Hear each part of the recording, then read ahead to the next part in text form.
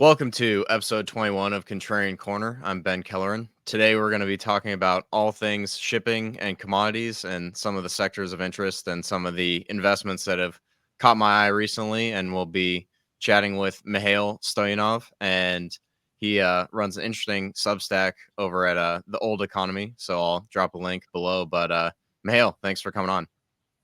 Thanks for having me here, Ben. It's a pleasure and an honor being here before your audience, and I'm happy to talk about shipping, energy, and commodities. Yeah, if you could do a quick introduction, kind of how you started writing the Substack, what you kind of focus on, and kind of give us the short version of how you kind of ended up here. Yeah, sure. Great question. I'm self-taught investor, full-time writer and retail investor now. Otherwise, it all started in 2008, 2007, just before the GFC. I lost 50% of my account quickly, but the spark was ignited. I started to ask questions. Well, how the markets are working, what are the driving forces, what's the macroeconomy, and so on. And gradually, I started to learn how to play the game. Since 2010 until 2021, I was serving in merchant navy as marine engineer. I have bachelor degree in marine engineering, and to be honest, that helps me a lot when I analyze stocks, industries, shipping in particular. And since 2021, I devoted my time to become a writer and full-time investor. I manage my savings and family and friends. Awesome. I think that's interesting background. Definitely gives you some more familiarity with the shipping sector than I have, where I been starting to get more familiar with it, but I've been a tourist, and the thing that's interesting that I basically have seen over several years now is how some of the shipping sectors are in favor and how some are out of favor at the same time. So I think it'd be interesting to kind of start with shipping and see if there's any sectors that you find particularly interesting right now, and if there's anything that you think is kind of at a cyclical peak. Wonderful question. The shipping sector is extremely diverse. Even if we go in separate segments, let's say tankers, bulk carriers, containers, they have subsegments which they have own dynamics. I mean, not all tankers are equal, or all all bulk carriers. We have to dig deeper in details. I will start with the basics. All capital intensive businesses, we have to look at the supply side first, not to focus on the demand. Demand is way too erratic to predict with high degree of confidence. On the other hand, the supply side is very slow to respond, because to build a vessel, the average size of tanker, let's say Panamax or Aframax, it takes 12 to 18 months. If we talk for more complex floating assets like floating LNG, FSRU, FPSO, it takes sometimes 3 to 5 years. That being said, the supply is very slow to respond to the changes in the demand. Sometimes the demand can fluctuate even 10% plus or minus in 12 months. I will use as a reference the anecdote, the tortoise and the hare. Imagine the tortoise is the shipping supply. It's very slow but moves decisively in one direction. On the other hand, the hare, the rabbit, is our demand. It's very fast, very erratic. We cannot easily predict the next corner, how it will turn. And in summary, we have inelastic supply side and very erratic demand. And in that dissonance, I believe, resides our analytical edge as shipping investors to utilize the proverbial alpha. Yeah, that was Shipping 101 crash course. Now I will go more in details.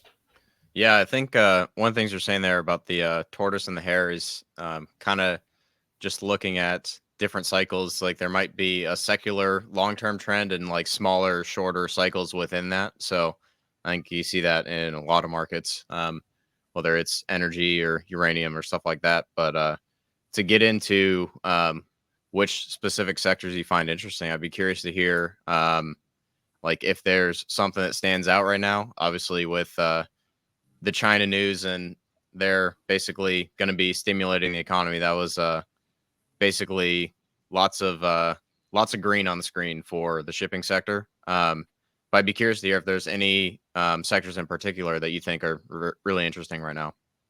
Oh yeah, people back from China fired the liquidity bazooka a couple of days ago and made us happy, the commodity and shipping investors. Let's talk more in details. Cape-size bulkers. They have structural deficit. Let's define what means deficit in shipping.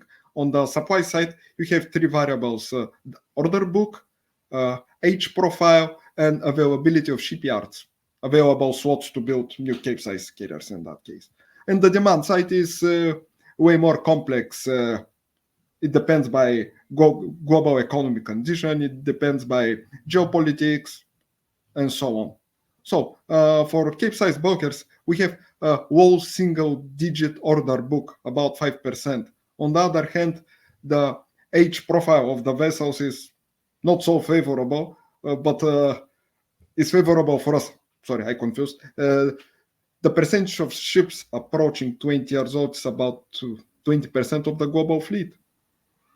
That means we have already structural deficit. And adding the liquidity injection by PBOC, that will add more ton-mile demand. We already have strong ton-mile demand for Cape-size vessels. Considering new iron ore and bauxite mines are coming in the next 2-3 years, that means there is more iron ore, bauxite to be consumed, to be delivered across the globe. That's in short. Of course, China is a huge LNG consumer too. That may affect LNG shipping industry. Of course, if we look at the exports, maybe container vessels. But container vessels are not my favorite, at least at that moment, because they have a very huge order book in general. I prefer to park my cash in areas where the supply is more favorable, like Cape-size vessels, like VLCC tankers, like offshore supply vessels. Single-digit order book, double-digit number of vessels approaching 20 years old age, which is the retirement age in general. Of course, and strong ton-mile demand. It's easier to make it right in that case. Otherwise, if I rely only on the demand side, a short blip, let's say a mild recession, may skew the odds against me. Yeah, that's a good breakdown. One of the stocks that has exposure to a couple of sectors you mentioned that I own is Navios, and that's had a nice run here over the last month, but I think it's still very, very cheap. Are there any other stocks in particular that you think are interesting? Because I've been reading your stuff for a while now, and I know that Navios is one that you're interested in as well. But I'd be curious to hear if there's any other specific names that have exposure to some of the stuff you just talked about. Yeah, Navios is one of my favorite picks. I stumbled across that company last October, and I gradually started to build positions. Another esoteric pick I would like to say is Dynagas. It's a tiny Greek shipping company that owns 6 LNG carriers. 5 of them are ice class. This is the proverbial mold, how they say in investing, because I believe ice class vessels will be in high demand. They are already in high demand. It doesn't matter, they are older. I will go a little bit more in technicalities. Older LNG vessels, they have obsolete propulsion, usually steam turbine propulsion. They're very fast and very thirsty. That means they're extremely inefficient vessels, and that inefficiency results in total non-compliance with the new environmental regulations. So the new LNG vessels, they have 2-stroke new generation engines to reduce nitrogen oxides, to reduce sulfur oxides, and so on. And that being said, the steam turbine vessels will retire very soon, except the ice class vessels. Arctic 5, Arctic 7, Arctic 6, this is the category of the vessel. And I believe that company is well positioned. Dynagas has massive backlog, about 1.2 billion. That's revenue visibility. And it has time charter contracts only with average length of 6 years. That means with high degree of confidence, as investors, we can predict what will be the revenue each year. And I believe soon is coming a contract extension on some of the contracts with Novitec or with Equinor, or maybe a new customer will pop up to take some of the ships, because I believe I will confuse the name. Whatever one of those vessels has expiring time charter in 2027, and I believe it will be hard soon. Interesting. That's one of the things that, at least for me, I've looked at some of the LNG stuff and seen the order book. It looks like there's a lot of ships set to hit the water in that sector, but it sounds like they're basically Dynagas specifically is differentiated with their fleet. But do you have any thoughts on LNG in particular with those ships? Because I've looked at it a couple times and it's just like a lot of things I've kind of learned to start putting in the too hard pile, where it's just like, yeah, I'll look at it, I'm curious, but it's not enough to get me interested to invest any money in certain sectors. So do you have any thoughts on LNG? That makes sense. Dynagas is example for LNG company that is in advantageous position because of its ice class vessels. Otherwise, you are correct. In general, the LNG sector has a high order book and relatively young global fleet. But again, we have to look at the details. A large percentage of those new vessels are already contracted even before they are delivered. In meantime, we have to consider the future retirement of those steam turbine powered vessels. Large percentage of those steamers, how they are called in maritime slang, they are ordinary vessels. They are not ice class. That means they will be sold, and probably some of them will be converted in FS series or floating LNGs, or some of them will be sold to even for scrap. It doesn't matter, like brand new, those vessels cost about 260 million because they are not efficient. They cannot comply with the environmental regulations. That being said, despite the high order book, the market is already, I wouldn't say extreme deficit, but it's approaching that point. Because if we look at some charts discussing the rising LNG demand and the LNG output supply is rising with the impressive rate. And the LNG fleet cannot catch up, even at that high order book. That's why most of those new ships that are expected to be delivered in the next few years are already booked with the long-term time charters. LNG fleets are not operated with voyage spot charters like Capesize vessels, some of the tankers. Most of the LNG vessels, even the ice class vessels, are contracted under long-term employments, 5, 6, 10 years sometimes. Interesting. So you think the demand for LNG is going to overpower kind of the order book, and basically that means it'll be favorable trends for that sector. What does Dynagas's like capital returns look like? Are they paying out dividends, doing buybacks? What's kind of their typical return to capital policy? Dividends. They're dividend printing machines. At least for now, of course. The shipping cycles are notorious about their extreme peaks and steep declines. But for now, they're printing cash, and they have very open dividend policy, very generous. Let's say Flex LNG, Cool Company, they distribute dividends, let's say, with about 10 to 11% LTM yields, which is quite impressive. If you dig deeper, you can find some arcane Greek names that they have a more complex capital structure, and they have a couple of classes preferred units, and they distribute cool dividends between 9 and 12%, depends which category of preferred shares you buy, and of course depends by who is the issuer. Yeah, I was just pulling up Dynagas here. It looks like it says partners, so that might be an MLP. I don't know if you have some thoughts on that. I know Navios has partners in the name too, and they are not a partnership that requires like a K1 form. So do you have, at least for U.S. investors, do you have, you happen to know off the top of your head if Dynagas is a partnership? Yeah, it's a partnership. It's a complex structure. The Greeks love that structure. Honestly, I'm not that familiar with the with the legal layers, why they choose that, but it's part of general partnership. I think. Okay. Correct me if I'm wrong. Yeah, no, I And think actually, as investors, we can buy preferred units or common shares of Dynagas LP.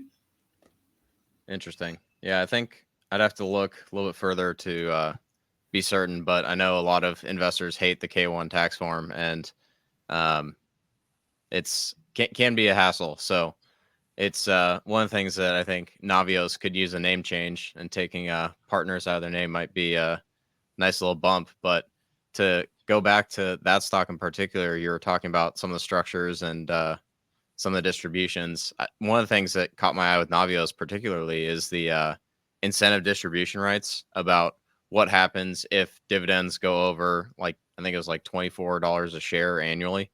And they're obviously not paying that out now. And they're doing buybacks. But I'd be curious to hear your thoughts on where Navios and kind of that stock could go throughout the sector, or throughout the cycle, as things kind of go. Because if you're bullish on Cape size, like you said, I think that's a very interesting pick. You mean what's my projection for the future of Navios share price, in short? Well, I guess not just the share price, but do you think that we'll see like that dividend turn on at some point in the future? And kind of what do you kind of see through the cycle? Because I can see it I sort of got it. I got it. going towards net asset value, which is like in the About 150. 150.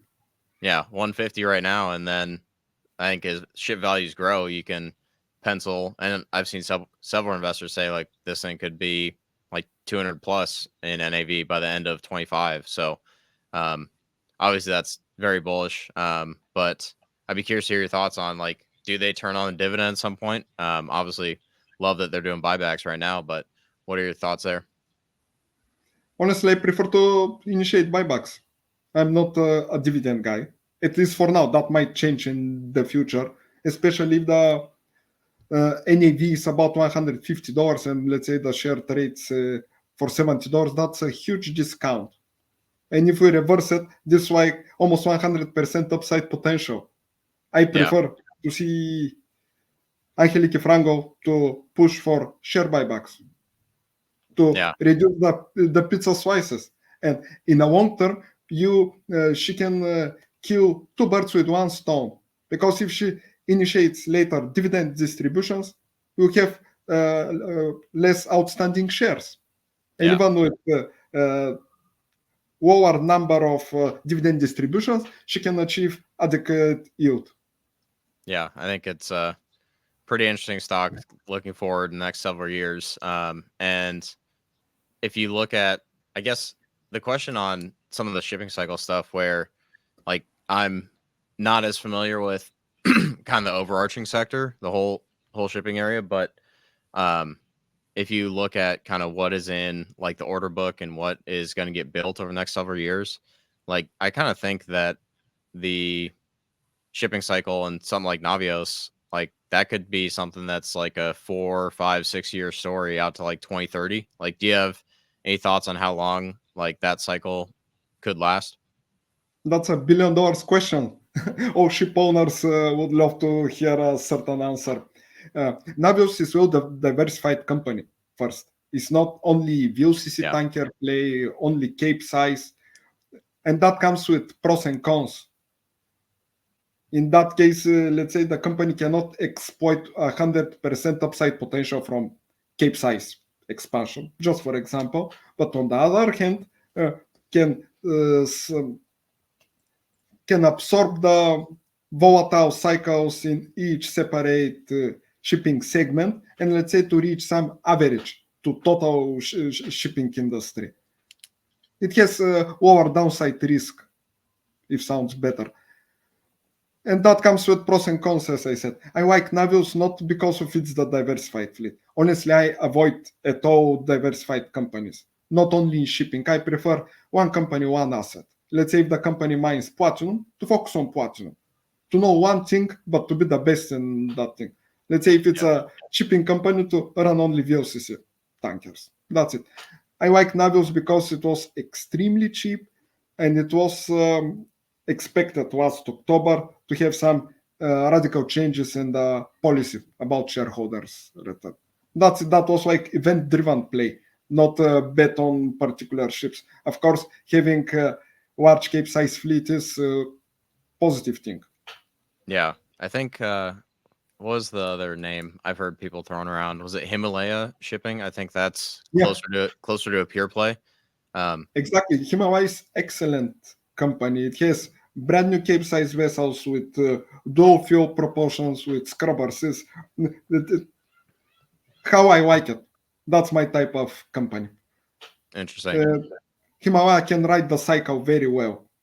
I believe we're, let's say, somewhere just before the middle of the expansion phase of Cape-size cycle. The company has its ships already delivered. That means they're producing cash flows already. They are not expected to be delivered after 2-3 years. It might be too late.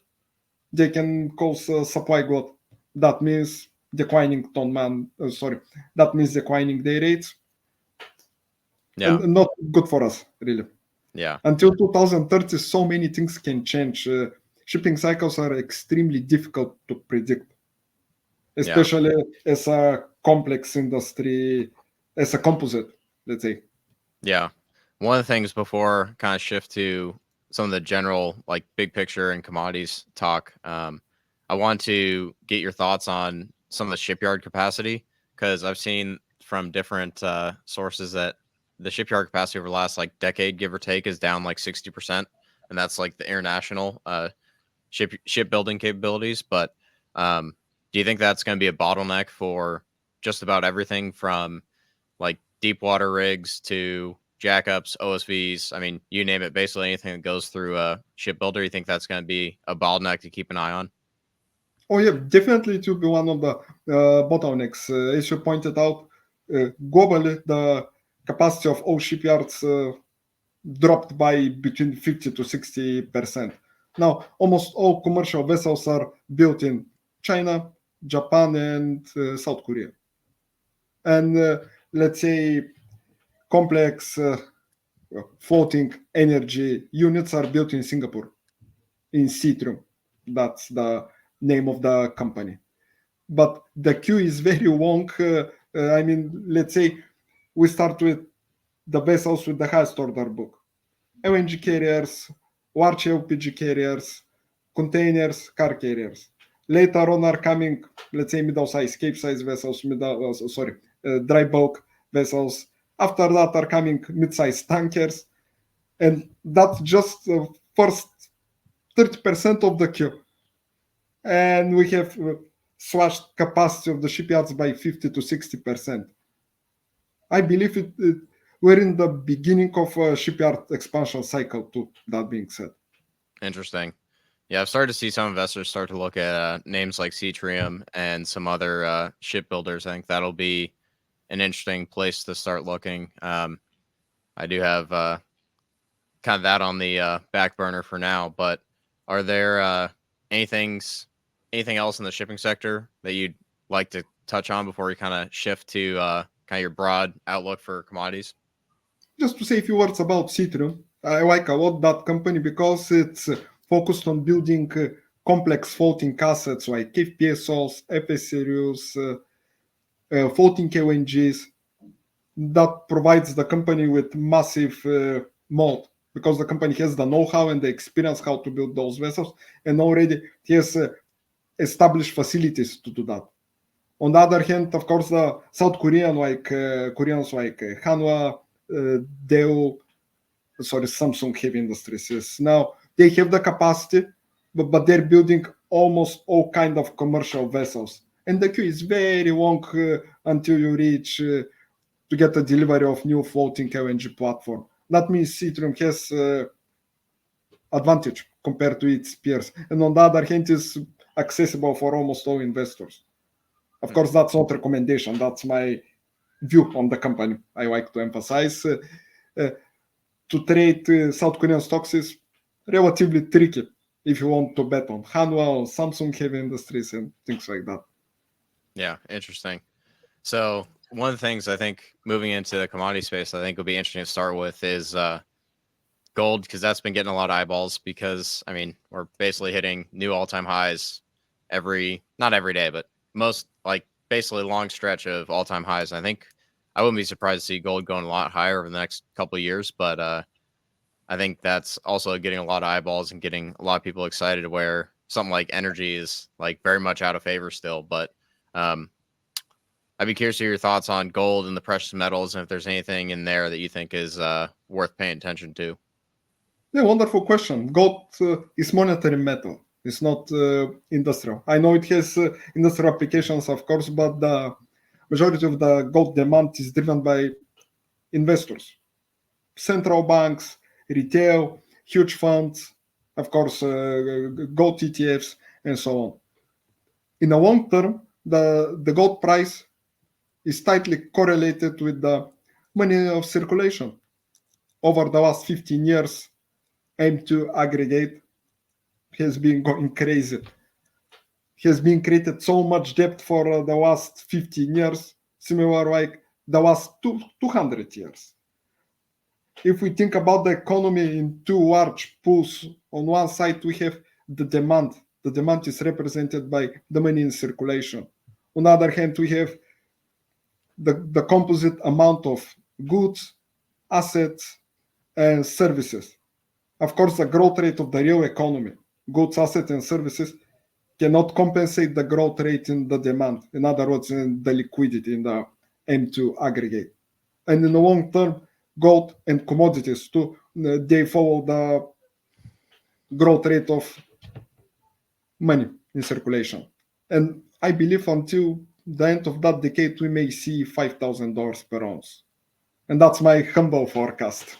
Yeah, I think I'd take the over on 5,000 by 2030, but I think it's a pretty interesting place to look. I missed the boat on gold miners. Like at the beginning of the year, I was writing about being bullish gold, but the miners in general are not great businesses, but should have obviously been going and buying stuff like Agnico Eagle and some of those at the time. But I think silver is going to be in an interesting position and has the potential to play catch up, just like platinum and some of the PGMs do. But do you have any thoughts there on if there's like, I think we're going to all-time highs on silver, and I think that could happen fairly soon. Like, I would guess like end of 25, like we're going to be pushing towards 50. But do you have any thoughts there on silver and platinum?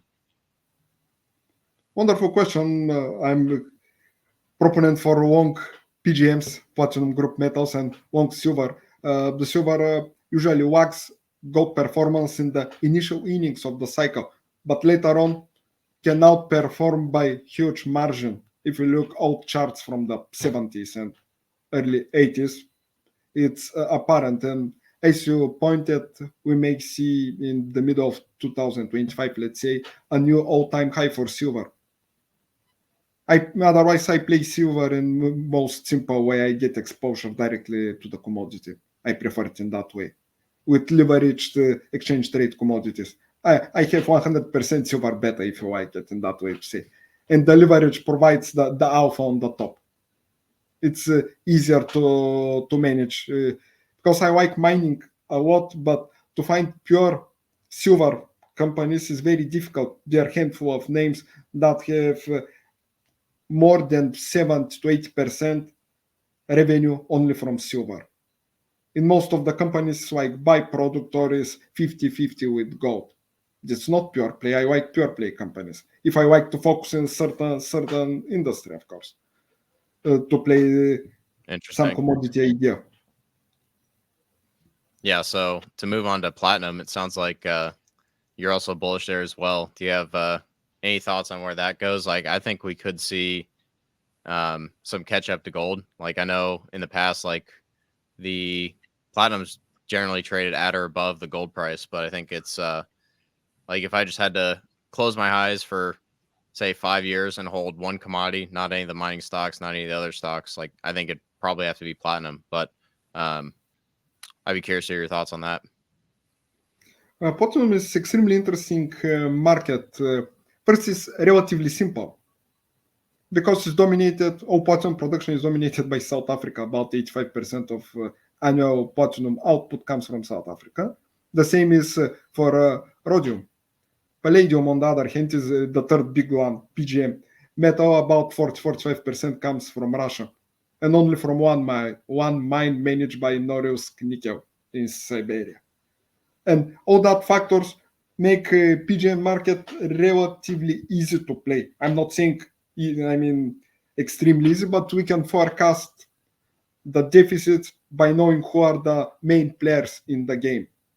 Russia and South Africa. And I would say for platinum is only South Africa. Russia, they deliver about 10% of annual output of platinum. That being said, over the last couple of years, capex budget has been slashed by the big three in platinum mining: Impala, Sibanye, and Anglo Platinum.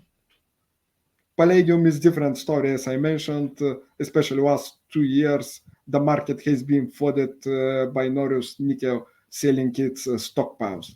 But last few quarters, it's a decline in the output in Norilsk Nickel Palladium. And I assume they have less inventories to flood the market. Adding on the top, we have extreme short positioning in the major funds when talking about platinum and palladium. And that's are wonderful preconditions for a short squeeze. Let's talk about the demand, of course. Supply seems good, but must talk about demand. 4 years ago, the platinum and let's say PGMs were completely ignored. We were expecting green revolution. Everyone will drive electrical vehicle and nobody cares for old internal combustion engine cars. But the reality, the physical world has strike back. All major automakers announced their plans to keep for much longer the production lines for internal combustion engine cars. That means platinum, palladium, and rhodium are back in the game. They will be in high demand. Meanwhile, the automakers they spent almost all their spare inventories. They built up the last few years. And I expect in the coming quarters they will come back to the market. That means they may boost the prices for PGM complex way higher. But let's see how it will play out. Yeah, I'm definitely very bullish on that. But to shift to energy and some of the stocks in that sector, like I'm partial to Sable Offshore, which is kind of like a special situation, and then some offshore oil field services. But I'd be curious to hear what you have to think about oil in general, natural gas, anything else you want to talk about, coal stocks, whatever, wherever you want to go from here. I'll let you Wonderful let question. you drive. I'm long LNG, as I mentioned earlier. I played that idea with Golar LNG. The company is very esoteric, I would say. It operates floating LNGs, extremely complex units. They are the equivalent of FPSO, floating production or floating storage platforms. They are like, how to explain, imagine a mix between tanker and platform, drilling platform to extract oil. Those are vessels that are able to extract oil, store, and offload. FLNG is the same, but just for LNG, not for oil. And usually the floating LNG starts its life like normal LNG carrier.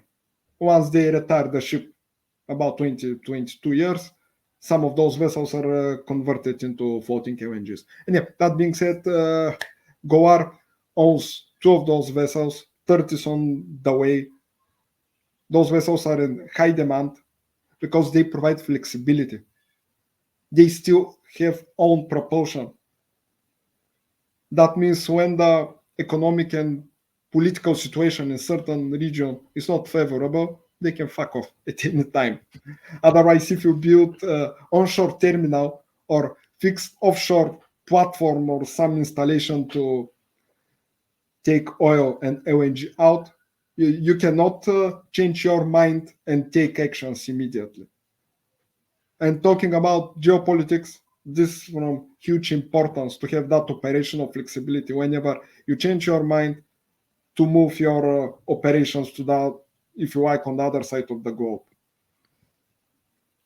Yeah, the thing that I think is interesting, and that kind of reminds me a bit of like bore drilling, taking one of their jackups out of the Middle East and taking it to Brazil and getting a much higher day rate. But that ability to move assets to better operating environments, I think, is pretty interesting, and that's one of the things I find appealing about the offshore oil services space. But I'd be curious if you have any thoughts there on OSVs versus jackups and deepwater rigs. It seems like the deepwater side of things is taking longer to play out than a lot of investors expected, and myself included on that one. But we are seeing the higher day rates. It's just they're taking longer to kind of hit the contract book. So be curious to hear your thoughts on that sector. I'm in the same camp with you. That was one of my wrong calls I did last year in the middle of the summer. I was expecting the expansion pace of oil rigs cycle should play out well in the coming 12 to 18 months, but whatever. That's the charm of the game. We have wrong forecasts, of course, but I'm still a strong believer in a bright future of the all floating and, of course, fixed assets like oil rigs, especially ultra deep water rigs. If you think about in the recent 2-3 years, there have been huge discoveries in the Atlantic Ocean. Talking about geopolitics again, the Atlantic Ocean is the best place to be now. It's quiet. There are no Chinese warships, Russian warships.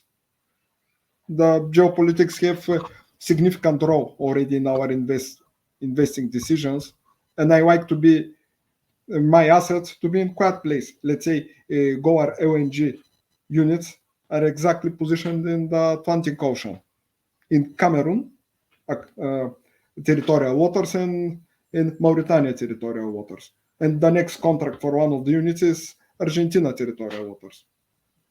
It's wonderful, at least from my point of view. But your question is to compare about OSVs with ORIX, right? OSVs, jackups, deepwater. Yeah, if you have any thoughts on kind of the three subsectors there. Yeah, that's a cool question, and they're exactly the subsectors which have the different dynamics. The OSVs are small vessels. Small, I mean, compared to a super tanker, of course. They are not small compared to a yacht or a fishing boat. Again, we have to consider the geography. I believe huge potential for growth we can seek in Malaysia, Singapore, Philippines, in that area. Another area to look at is, you mentioned earlier, Brazil, Argentina. Otherwise, in general, we don't have too much options to bet on OSV trend. It's a small arcane market. It's not like tankers or dry bulk carriers. Tidewater is a well-known company. Seacor Marine is another competitor, which I like a lot. We can have a look, of course, in some more esoteric Singaporean and Malaysian names. Yeah, Naim Cheong is one of those names. Sorry for my bad pronunciation. I think it's named Cheong. I can type you later. I think you're right on that one. That's one that I missed the boat on and should have been buying when Trader Ferg and others were pointing it out. But I think that's a pretty interesting company, probably still very cheap. So sorry to interrupt. It's very cheap actually. It's well cheaper than its NAV. It still trades at, I guess, 50-60% discount, roughly. Yeah.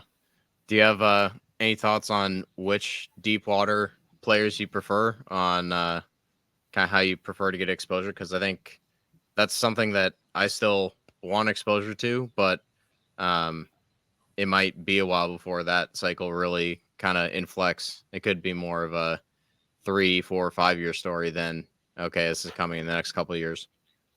Then that's a good point, honestly. In the beginning of that year, I cut all my offshore positions, talking about Deepwater especially, because I found better Oh, risk reward and better probability distribution in other areas like platinum group metals. Had bore drilling. Earlier, I had Transocean, but it was more like speculative trade. And I cut all those positions because I found places with better risk reward and better probability distributions for myself, of course.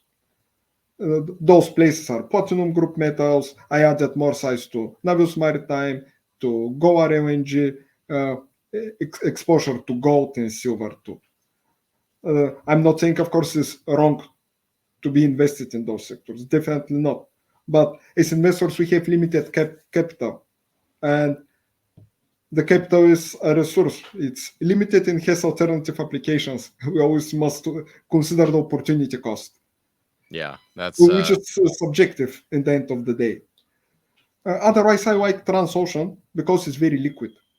I like it for speculative trades with risk reward 5, 6, even higher, with close stop, with risk per trade below 1%. Occasionally, I like to take that bet because to have a liquid stock gives a huge advantage. If comes some positive news for the sector, the funds and the retail investors will go first on the most popular name, which is Transocean. I'm not saying it's the best company. Definitely, when I see its balance sheet, I'm not excited. But it has its advantages, actually. Its new generation drill ships are impressive. yeah. I think that'll. I think they signed. What was it, like 650,000 a day in what's it 2028? So you have to wait obviously for that, but I think with some of the shipyard capacity, that's going to be a bottleneck for the whole sector. So um, we kind of skipped right to oil services, but do you have any views on oil, like the commodity itself? Is there a kind of outlook you have for the next couple of years? Because I've been very bullish. That's obviously been a tough road to follow in an election year, and with some of the stuff where you see some interesting news articles is the way I'll put it. But do you have any thoughts on where oil might be headed over the next couple of years? In my opinion, the oil is the toughest commodity to make a call. I'm honest, really.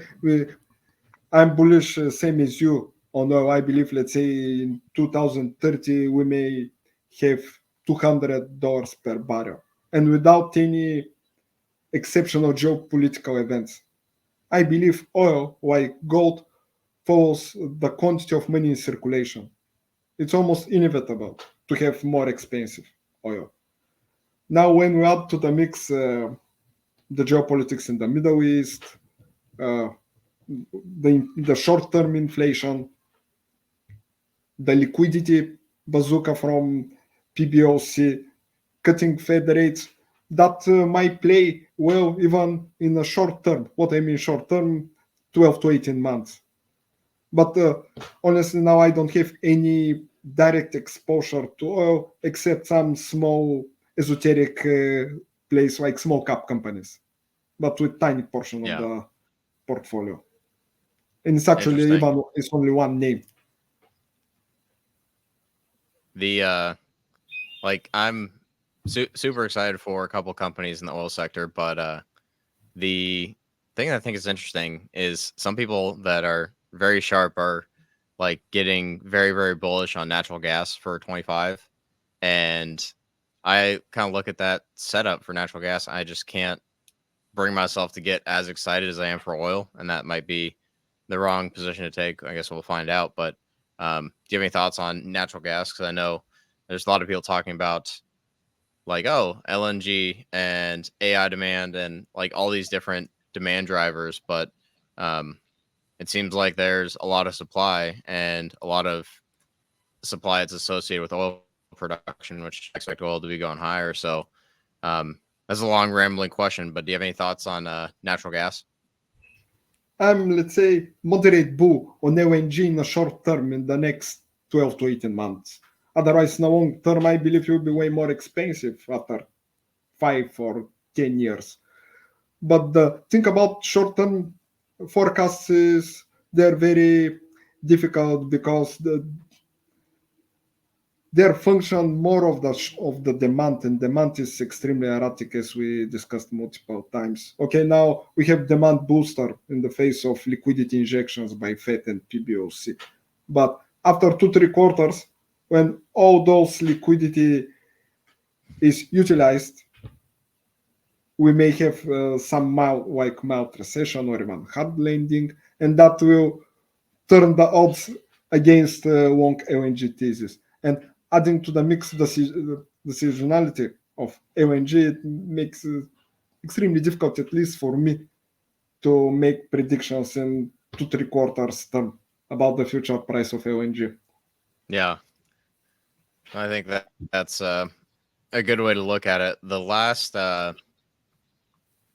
commodity I wanted to talk about, because they've been mocking me for selling some of the coal stocks over the last couple months to buy other stuff. But I'm pretty bullish on coal, both thermal and met coal, but probably leaning more, little bit more towards the met side. But do you have any thoughts on coal? Because I think that's going to be a pretty good place to be invested over the next 3, 4, 5 years, just because of how cheap the companies are and basically the state of the companies and the balance sheets and everything. Do you have any thoughts there? Oh yeah, some of the coal companies are the best places to be a shareholder. Exceptional buybacks, double-digit dividend yields. I'm strongly impressed. Honestly, I don't have positions there because I think I mentioned earlier I'm not a dividend guy. I emphasize options and equity and time-to-time corporate bonds. But that doesn't mean my style should fit everyone. If you seek income and double-digit yield from buybacks, coal stocks are the best place to be. And plus, they offer exceptional growth potential. Some of them are sold, I guess, below one price to book ratio. I'm long, I'm bullish Metco, definitely. If we consider India economic expansion, Chinese, I wouldn't say expansion, but it's still strong Chinese economy. If we add South America, Brazil, Argentina, I mean in general economies, I believe steel production will grow in the coming years, and we need met coal to feed the furnace for steel production. Yeah. About thermal coal is, at least from my side, I'm again moderate bull. Is more difficult to predict, but if we add to the mix India might be the decisive factor that will turn me from moderate to overtly excited bull in the coming 2 3 years. That's mid-term projection. Yeah, interesting. The I think you're spot on with some of the stuff on the capital returns in the sector and it being very attractive and very cheap. But we'll see kind of what happens. I'll be looking to add some of those back that I've been selling. But just to wrap up, I've had a couple people talk to me now about agricultural commodities and what was the other one? Basically, I think that the ag commodities I think are a very interesting spot. I'll remember the other one in a sec, but do you have any thoughts there on any of those in particular? Any companies you think look interesting? I haven't started to do a ton of digging, but I think it's an interesting place to be looking. So, you have any thoughts there? Honestly, I'm not familiar with the soft commodities in general, and if I say something, it will be something stupid, 100%. I'm Yeah. curious if you have something to share with me, but I'm not familiar with the dynamics on those markets. I have some generic knowledge, but I believe it's useless to share it. Yeah, I'm very much at the surface level on some of that. I know people have talked about some of the fertilizer stocks, some of the different things in kind of agricultural ETFs, but I haven't been able to get a pulse for the sector as well as some of the other commodities. The other, I remember now what the other sector was. You mentioned steel, and I think that's going to be an interesting place to be looking. Do you have any ideas in the steel sector that you might be willing to share? Me, I like Brazil as a steel play, let's say. Gerdau, one of the largest steel companies in the Western Hemisphere, is liquid. It offers liquid options, which is part of my strategy. It has adequate balance sheet. And what I like about Gerdau is I think about 50% of its revenue goes to the United States. I mean, the company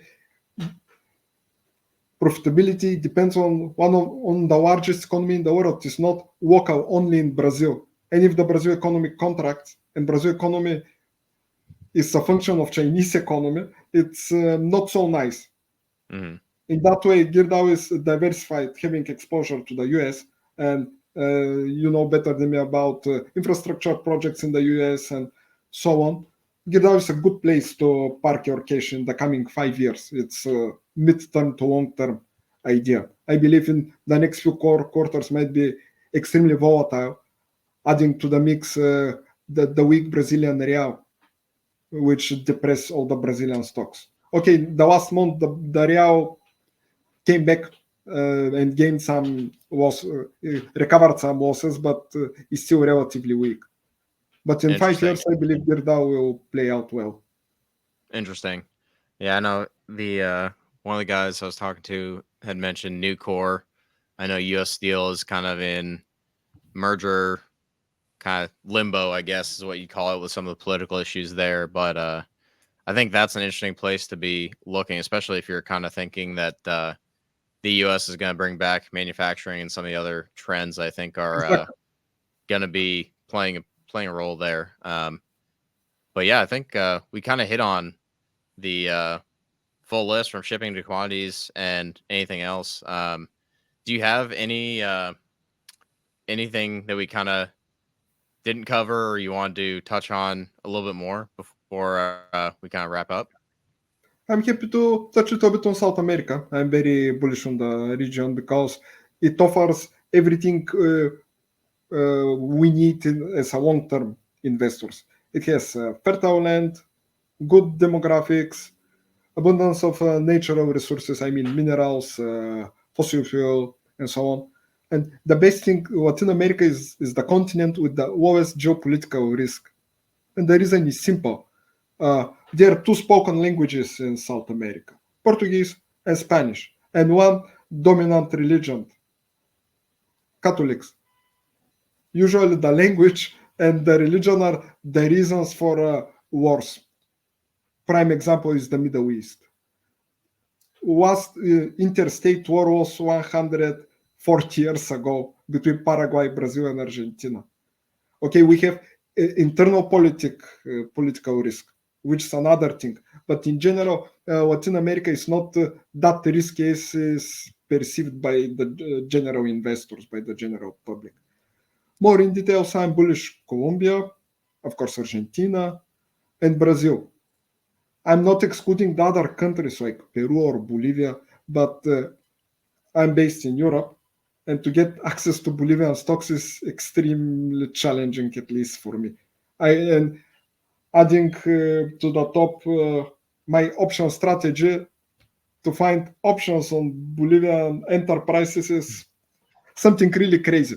And I'm happy to bet on Brazilian companies, Chilean, Colombian, and Argentinian. Yeah, I think that'll be a pretty good place to be hiding out for whatever may come next. But I guess before I kind of get to my closing question, you mentioned a couple times the option strategy and what you typically prefer to do with that. I dabble in options. There are some things where I think it's compelling enough to buy basically calls on certain things, but I typically tend to stick with like longer term where it's out like a year or more, a couple years or more, depending on what's available on a certain stock. But if you want to give a quick rundown on your option strategy, I think that'd be interesting for listeners. You summarized pretty everything what I do with options. I buy long-term calls with expiration beyond 18 months, even 24 months. Thus, I have a time for my thesis to play out. Very simple. I'm not a guy to use complex trading strategies with options and so on. I'm not that good, I confess, but I feel very confident using long-term call options and to use them as a center of my strategy. I like to pick most liquid companies in some certain segment. Let's say for platinum, I use Sibanye Stillwater call options. They are liquid, they have multiple tenors, multiple strike prices, and I can set up a nice position in a couple of months. If we are talking gold, I take Barrick, I take Agnico.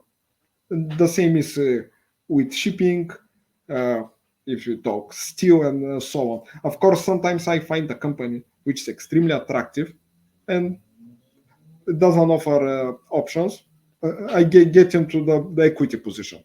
There is no other choice. But if I pick equity position, I like to have future catalysts, like events to push the investors to rethink their view on the company. Like I will give example what I mean as a catalyst. Let's say a court decision to. I will give an example with Northern Dynasty Minerals. It's a copper miner which owns Pebble project in Alaska. It's one of the biggest underdeveloped copper projects in the world. EPA, Environmental Protection Agency, vetoed the project. Now Northern Dynasty is awaiting the decision from a district court to cancel that veto. And that's a catalytic event. If it's successful, the investors will shift their opinion, their expectations on Northern Dynasty, and the share price may shoot up. Of course, I may be wrong. The district court may confirm EPA decision, and the price will crater. Yeah, I This think is part of my strategy: event-driven combined with options. yeah, I think that's something I started to dabble in more. But I guess to wrap up with the traditional closing question I came up with is what book do you think I should add to my reading list? Can be history, investments, finance, anything you think would be interesting. That's a wonderful question. I read a lot. As investors, we have to be curious individuals. That's the most important thing. We cannot limit ourselves. Let's say I invest only in shipping, I invest only in chips, I invest only in emerging markets. We have to be open minded, and to be open minded, we have to read books. Good question. Which book to recommend? I believe on risk management, because the risk management is the most underestimated aspects of investing. With the investors, we assume that stock picking is sufficient precondition for successful results in a long term. It's a grave mistake. One of the best books I ever read about risk management is by Annie Duke, a professional poker player. Thinking in Bets. It's a tiny book, just 230 pages, but it's one of the most dense books measured in ideas per page. It's very simple and elegant book and will twist investors' mind how to think about investing process, how to think about the outcomes, how to think about the role of luck in all investments. It's a must Interesting. read for any market participant. I'll have to add that to the list, but definitely gave me a lot to think about. But I think with that, we'll be wrapping up. Thanks for stopping by. We'll see you next time.